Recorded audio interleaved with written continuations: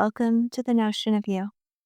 I'm Tashi Jones, storyteller, guide, and your gentle reminder to slow down and come home to yourself.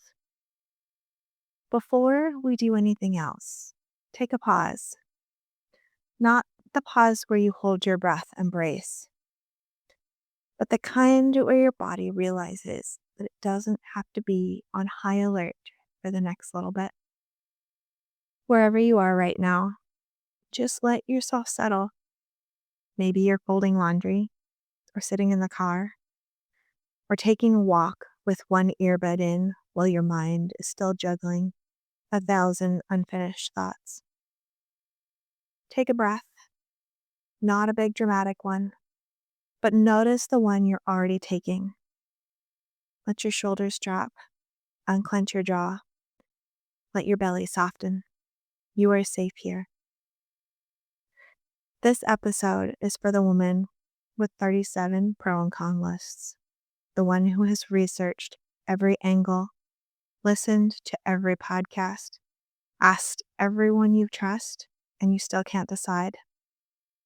The one who feels like if you just think a little bit harder, plan a little better, you'll finally be ready to move. Just seeing that sends a shiver down my spine because I know her well. I've been her. There was a season in my life where everything looked organized on the outside, but I felt completely frozen on the inside. Endless planning, endless thinking, so much mental activity, but so little actually living. I told myself I was being responsible, thoughtful, strategic, but really, this was fear being dressed up as productivity. There's a quote that stopped me in my tracks when I read it the first time. It's from Elizabeth Gilbert. She said, "You are afraid of surrender because you don't want to lose control. But you never had control. All you had was anxiety." That landed hard for me, in my body, like truth does. It was quiet, undeniable. Overthinking doesn't feel like fear. It feels like safety, like preparation, like control. But if you're honest with yourself, it's exhausting. And it keeps you circling the same questions instead of letting your life actually move. We're not here to fix you today because you're not broken. We're here to get you to slow down enough to notice what your body already knows. I want you to treat this podcast like two friends going for a walk or grabbing coffee. There's no pressure. There's no performance, just presence. Let yourself be here, fully, one breath at a time. For most of my life, everything in me wanted clarity before movement. I told myself I was being wise, that I was honoring timing, that I just needed one more piece of information before I could move forward. But in reality, I was stalled. I was stuck. I remember sitting at my desk one afternoon with my notebook open. My coffee had gone cold, staring at a page filled with doodles, half sentences, options. Do this now. Wait till you get this. Change this. Scrap the whole thing. Start with something else. Go bigger, go smaller. All different paths mapped out, but none of them taken. My body felt tight. My jaw was clenched. My chest was buzzing. That familiar restless energy that we pretend is motivation, but it's actually anxiety asking for a certainty that we'll never get. I kept telling myself, I'll decide tomorrow, or when things get clearer, or when I feel calmer, or when I trust myself. But that tomorrow never came. It kept moving, and my life stayed the same. The turning point didn't come from a breakthrough moment or some dramatic realization. It came from noticing how disconnected I felt from my body. I was living almost entirely in my head, thinking my way through decisions that needed to be lived. One day, I caught myself saying out loud, I just need to plan this a little bit more. But something pushed back in me, quiet, firmly. It was a no, you don't. What you need to do is feel. I remember getting out of my chair, putting my feet on the floor, realizing that I had no idea what I actually wanted in that moment. Not what made sense, not what looked good on paper, but what felt true. My body was tired, heavy, done with this circling and indecision. And that's when it clicked. Planning, as much as I love it, had become a way to avoid being seen, to avoid making a mistake, to avoid choosing and letting the choice shape me. Because once you act, something changes anymore. You can't hide behind potential. You have data, you have feedback, you have a real experience instead of a hypothetical one, and that can be terrifying. Overthinking had given me the illusion of control. As long as I stayed in my head, nothing could go wrong. But nothing would go right either. So I made a small decision, not life altering, just one imperfect step I had been avoiding. I named the thing and I let it be unfinished.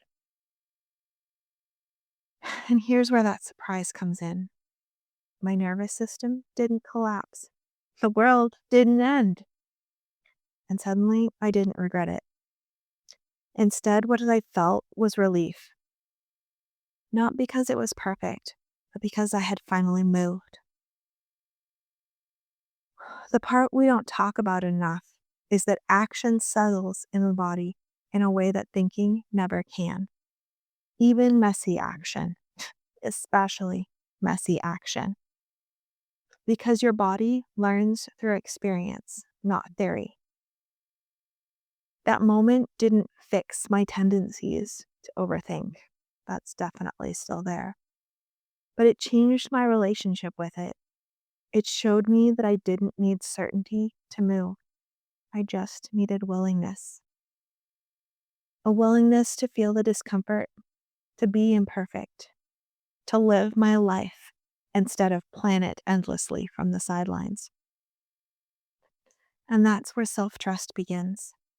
Not in knowing the right answer, but in choosing, acting, letting yourself be changed by what happens next. Just take a pause and notice what came up in your body when I said that. No fixing, no judging, just notice. Overanalysis doesn't usually announce itself as fear.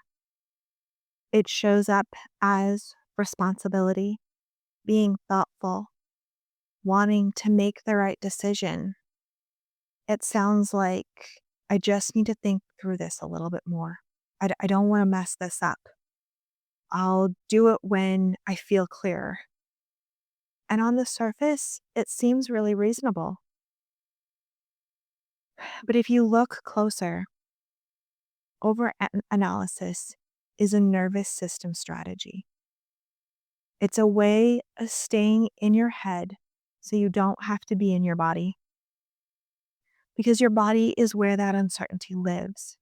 It's where the sensations live. Your body is where there's no guarantee.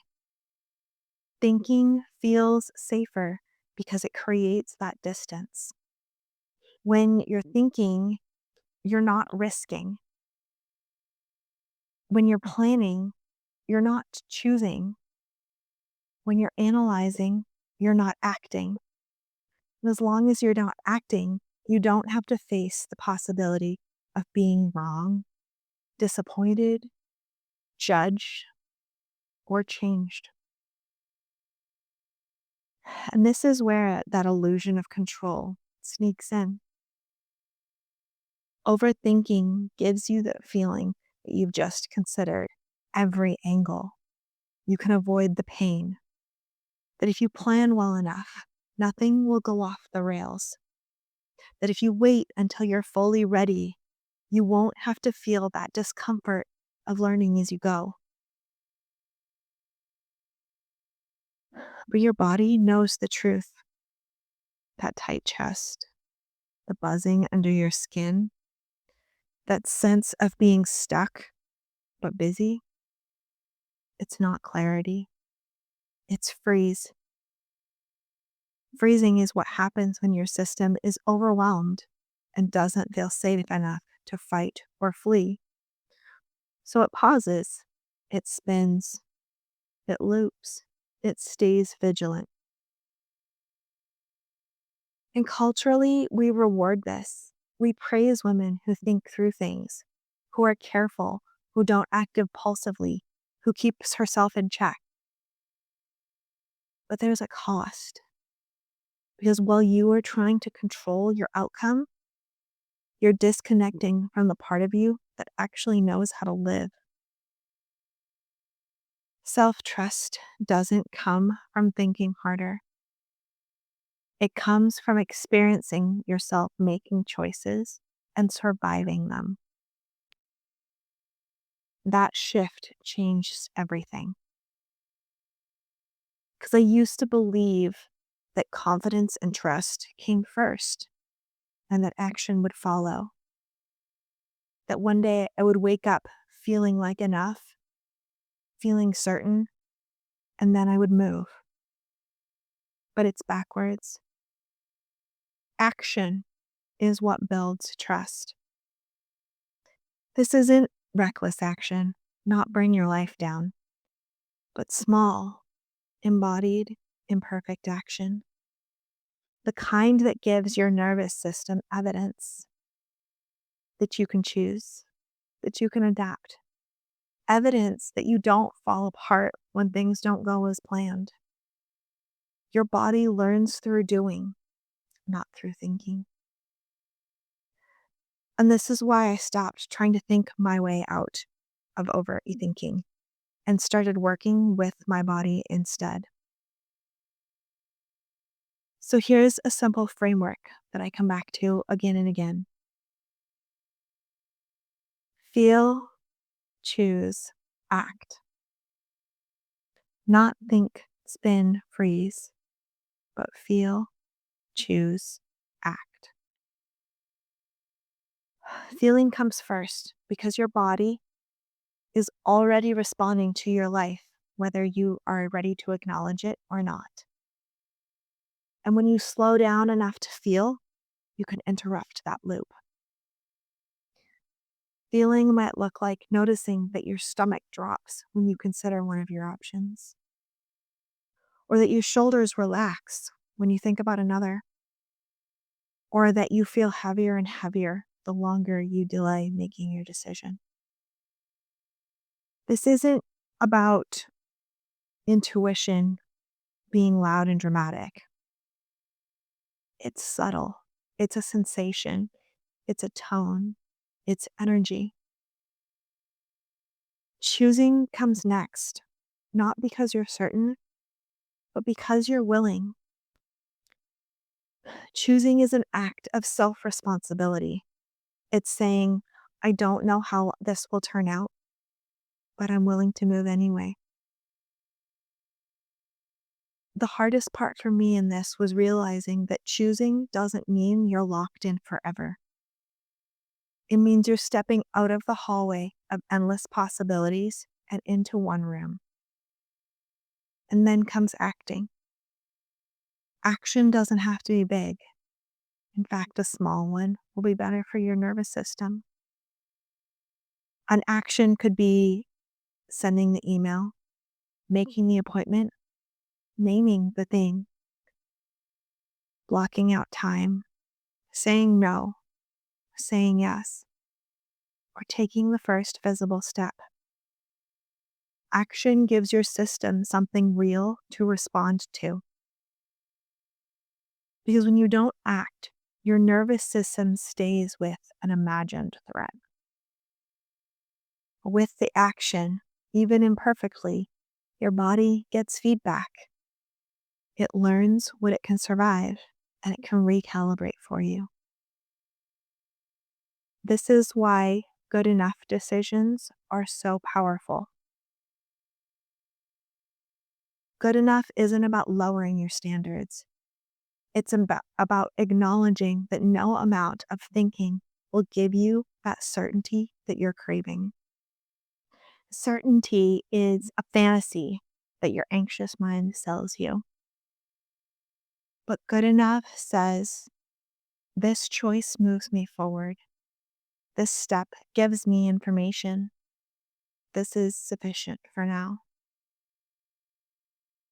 One of the most regulating things that I adopted is time boxing decisions. I decide in advance how much time I'm allowed to think about something. Not because the decision isn't important, but because of my tendency to overthink, it doesn't improve the outcome. Sometimes it could be an hour, it might be a day, but rarely do I let it go for more than a week. I set a timer. I gather what I need, and I really feel into my body. And then, when the time's up, I choose, and then I act. This feels terrifying at first because your mind screams, what if you're wrong? What if you regret it? What if there's a better option we haven't thought about yet? But something else will start to happen too. Your body will begin to trust you because you show yourself that you aren't abandoning yourself to indecision anymore, that you choose and stay present, that you choose to respond to what unfolds instead of trying to prevent every possible outcome. Another tool I lean on is asking a different type of question. Instead of what's the right decision, try what's the next livable step. Framing it as the right decision assumes there's a single correct path and that choosing wrong will ruin everything. And that's a lot of pressure for your nervous system. But when you reframe it as the next livable step, you're back in the present and you're acknowledging that life unfolds in increments, not leaps. Livable means your body doesn't shut down at the thought of it. It means you can imagine yourself doing it without disassociating or spiraling. Sometimes that next livable step may be laughably small, but that's not failure, that's wisdom. Because that momentum doesn't come from force, it comes from safety. Your nervous system has to feel safe enough to move. And your safety doesn't come from perfection. It comes from familiarity, repetition, from proving to yourself that you can act and remain connected. This is the freedom in messy, embodied living. Messy living says, I don't need to have it all figured out to participate in my life. Embodied living says I trust myself to respond more than I trust myself to predict. Planning has a place, believe me. Thinking has a place. But when it becomes a substitute for living, something vital gets lost. You start relating to your life as a problem to solve instead of an experience to inhabit. And that's where joy goes silent. I've noticed that the more I allow myself to act before I feel ready, the more present I become, the more engaged, the more alive. Not because it's comfortable, but because it's real. Your nervous system doesn't need you to get it right. It needs you to stay. Stay here with the discomfort. Stay with the uncertainty. Stay with yourself when things don't go according to plan. That builds your self-trust. It's not flawless execution. It's not perfect clarity, but repeated experiences of choosing, acting, and realizing that you can handle what comes next. Overanalysis keeps you in this imagined future, but living brings you back into your body. And your body is where life is actually happening. If you've been stuck in constant planning, if you feel like you're circling the same decision without movement, I want you to know it isn't a personal flaw. It's a learned survival strategy, and your strategies can be updated. You don't have to rip them out. You just have to stop letting them run the show. You're allowed to choose before you feel certain. You're allowed to act while feeling afraid. You're allowed to learn by doing. It's not recklessness, it's maturity. That's you stepping back into relationship with yourself. And that relationship doesn't grow in your head. It grows with motion. It grows when you choose, feel, and act again and again. Let's slow this down, because insight without action becomes just another thing to think about. So let's make this embodied. Right now, bring to mind one decision you've been stuck on. Not all of them, just one. The one that keeps recircling, keeps coming back. The one you revisit in your head while you're brushing your teeth or lying in bed at night. The one you've told yourself you're tired of thinking about.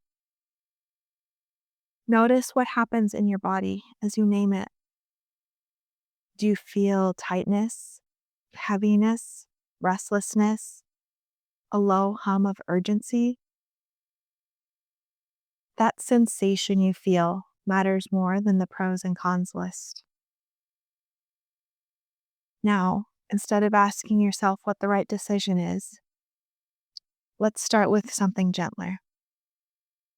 If I trusted myself, what is the smallest action I would take this week? Not a final step, not the perfect move, just the small action that creates motion. Now let your body answer before your mind jumps in.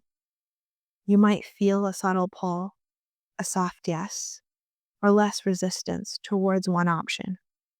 And that's enough. Put a container around it. This part is important for your nervous system. Give that action a time limit. Decide when you're going to do it. Not a someday thing, not when you feel ready, but pick a specific time window that feels doable. 10 minutes, maybe one email, one conversation, one calendar block. And then when that time comes, do it. Only that. Not because it guarantees an outcome, but because you're teaching your body that the movement is survivable. because choosing doesn't equal catastrophe, that you don't have to stay frozen to stay safe. And after you've taken that action, pause. Put a hand on your belly or your chest. Take a breath and notice what's different, even if it's really subtle. Let that noticing become part of the practice, because that's how you find evidence that self-trust is rebuilt. Not through big declarations, but small, completed actions. Choose one thing. Take one step. Let that be enough for today. Before we part, I want to leave you with this truth, because it's one I return to again and again when my mind starts trying to take over. Action is where self-trust goes, not confidence, not certainty, not having the whole map laid out, but action. And every time you choose something and stay with yourself through it, you send your nervous system a message that I can move and remain connected. I can decide and adapt. I don't have to disappear into my head to stay safe. And that matters, because so many of us were taught, whether subtly or directly, that living comes after we get it right, after we think through it, after we calm down, after we prove ourselves worthy of the next step. But life doesn't wait for perfect conditions. It responds to movement, messy, imperfect, embodied movement. If all you did this week was take one small action you've been avoiding, that counts. If all you did was notice how your body reacted to choosing instead of spinning, that counts too. This isn't about fixing overthinking forever. It's about loosening its grip, letting it be one voice instead of the authority. If you feel called, I'd love to hear what you choose. Send me a message, tag your action, share your win, even if it feels small, especially if it feels small. Because those small moments of movement are where something will shift for you. They're where you stop planning your life and start inhabiting it. Next time, we'll be exploring the identity shift that comes with motherhood, the quiet ways we lose ourselves and find ourselves again in that season. For now, stay here for a moment. Take one more breath. Let your body feel the fact that you showed up today. And remember, you don't need to overanalyze your way into a life you trust. You can live your way there.